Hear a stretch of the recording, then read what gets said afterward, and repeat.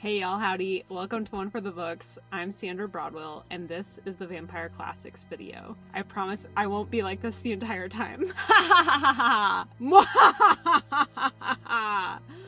Okay, enough of that. The five books that I read for this video were Carmilla by J. Sheridan LeFandu, Dracula by Bram Stoker, I Am Legend by Richard Matheson, Salem's Lot by Stephen King, and Interview with the Vampire by Anne Rice. Let's get into the books.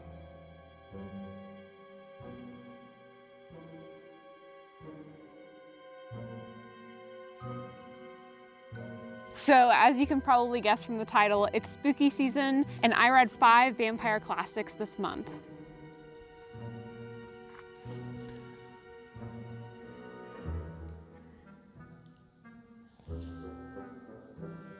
All right, I'll have to come back to that. Rather than having you guys suffer through me lisping through the entire video, I thought we would just use that as the intro and dive right into the books. So the 5 books that I read for this vampire video were what I consider to be vampire classics. I've heard a lot about these, and in a lot of ways they have set the stage for other vampire stories over the years. Interview with the Vampire is the youngest of these books and is, I believe, 47 years old at this point. So I think it's pretty safe to consider these in the classics category, but if there are any really obvious vampire classics that I missed that predate 1980, please be sure to let me know because I would love to dive in. So in order of publication, starting with Carmilla. Carmilla was published in 1872, which makes it 151 years old. It is considered the original vampire story and is said to have inspired Bram Stoker when he wrote Dracula 25 years after Carmilla was published. But basically, Carmilla is a really short novella. It is a kind of sapphic story. The main character is a young noblewoman, and it kicks off when late at night a carriage basically wrecks in her front yard, and her dad and her servants go out to investigate. A young woman about her own age was injured in the carriage wreck, and the mother of the young woman who was injured asks if she can leave her there at their manor. So they agree to this. They become this young woman's host, and thereafter, our main character, she has these nightmares where their young guest Carmilla visits her at nighttime, and you know, she becomes very sickly and ill, and all these things start to happen. It ends with them hunting down the vampire at her original resting place. I would say this book has very kind of dreamy gothic vibes. There's a masquerade ball, but for the most part, it really just kind of has like a dreamy sort of feel as you're going through it. It seems like the main character is a little bit disconnected from reality, and that's a little bit what the book feels like as well. I thought this was pretty great for the time that it was written, and I liked that it was so short. I gave it 4 stars, and this was the one that I liked the least, so I had a really good time with all of these books overall. Then, of course, we have the ultimate vampire classic, Dracula by Bram Stoker, which was written in 1897. I really didn't know what to expect coming into this. Dracula, I think, was everything that you would think that it would be.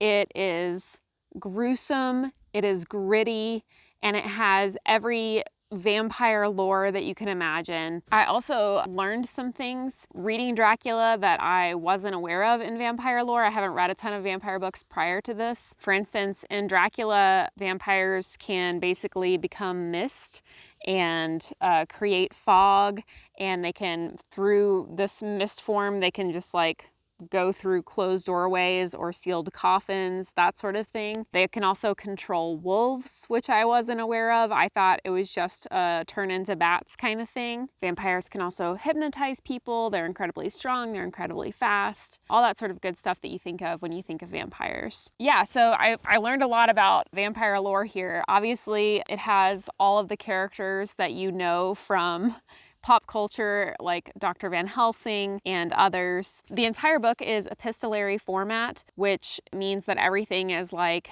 letters written back and forth to others, or diary entries, journal entries, sometimes even newspaper articles, and it's all tied together to create this complete narrative. Dracula's castle is kind of where the story takes off, And it starts off with a young man that goes to Dracula's castle, obviously not knowing anything about him, to help him, I think, settle some legal land deeds because he just acquired land in London. And the longer he's there, the more he realizes things are amiss. He ends up getting locked in the castle. He sees Dracula like climbing head down like a lizard on the side of the castle walls. So just the descriptions are very spooky and creepy and exactly what I would have wanted out of reading this classic for the first time. There were some things that obviously got on my nerves about the story, it being written in the 1800s. There was, you know, just the standard sexism of the day about how women aren't strong enough and that sort of thing that is to be expected. I also thought it was funny how it was clear from Dr. Van Helsing and the other doctor in the story that they thought Brandy had some powers of revival. Anytime someone was like feeling faint, they'd be like, hurry, get the brandy.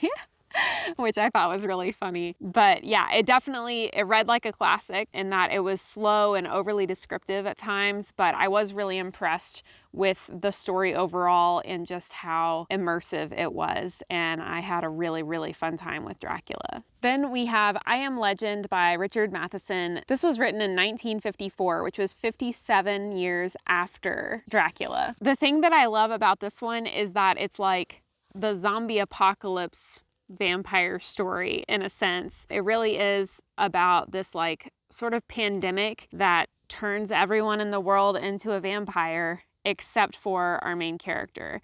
And the main character believes that he is possibly the only human left, and it's just his story of survival, of trying to make it through. By day he's hunting vampires, at night he's just trying to survive, like hunkered down in his house.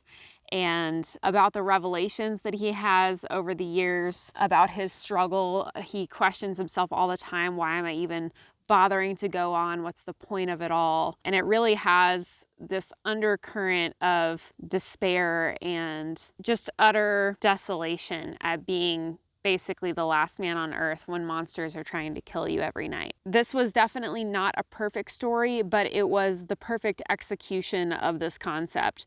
This again was another really short kind of novella length story, and I really think that was the perfect length for this. The one thing that really got on my nerves about this one was the horniness of the main character was emphasized to an extreme degree every single time, basically, that he saw a woman vampire, and I felt like that was a little obscene and over the top. But otherwise, I consider this a really top-notch vampire story, and the revelations that he has along the way and the way the book ends are just really something to savor and think on for a long time. Number 4 I read was Salem's Lot by Stephen King. This was written in 1975, and I loved this one so much. Carmilla and Dracula and the last one I'm going to talk about, Interview with a Vampire, I would consider all kind of like gothic vampire stories, whereas I Am Legend is like a post-apocalyptic vampire story.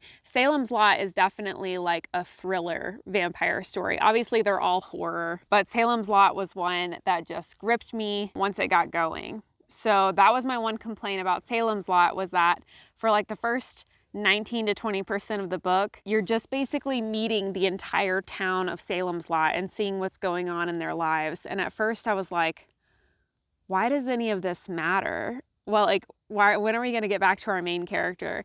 And then I realized that Salem's Lot, the entire town, is the plot and the setting and the characters. Like, the story is about the entire town. It's not really about one character in particular. So I found that just like a really fascinating case study, because once I realized that, it really all started coming together and I was just so gripped and absolutely didn't want to put it down. But the main plot basically follows this guy. He spent a couple years, I think, in Salem's Lot when he was a young boy, and he had a really haunting experience in this abandoned house on the hill. And as an adult now, he comes back to the town and he's a writer, and he wants to to explore the house again and write a book basically about his experience. And when he arrives in town, he finds out that the house has recently been purchased, even though it's been abandoned for decades. And the new people move in, no one sees them.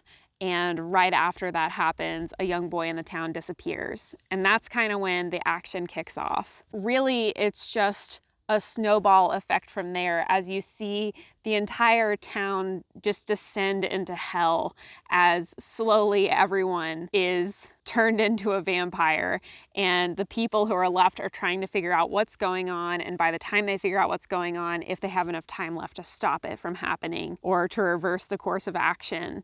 And it's just super haunting. Stephen King definitely, I was just amazed at his ability to introduce all of these various characters, like I said, an entire town's worth of people, and for them to all feel so distinct and to still make me care about some of them and what was happening to them. So yeah, I just had a really good time. This was my first ever Stephen King novel. I did read his memoir on writing last year and really thought that was good, but this is my first fictional work by him, so I'm really glad I kicked off my Stephen King experience with Salem's Lot. I gave this one a 4.75. And then my very last book for this video was Interview with the Vampire by Anne Rice, which was written in 1976, so just 1 year after Salem's Lot. Interview with the Vampire is basically like one vampire's reflection on the meaning of his life and his place among his own kind and his impact on the world.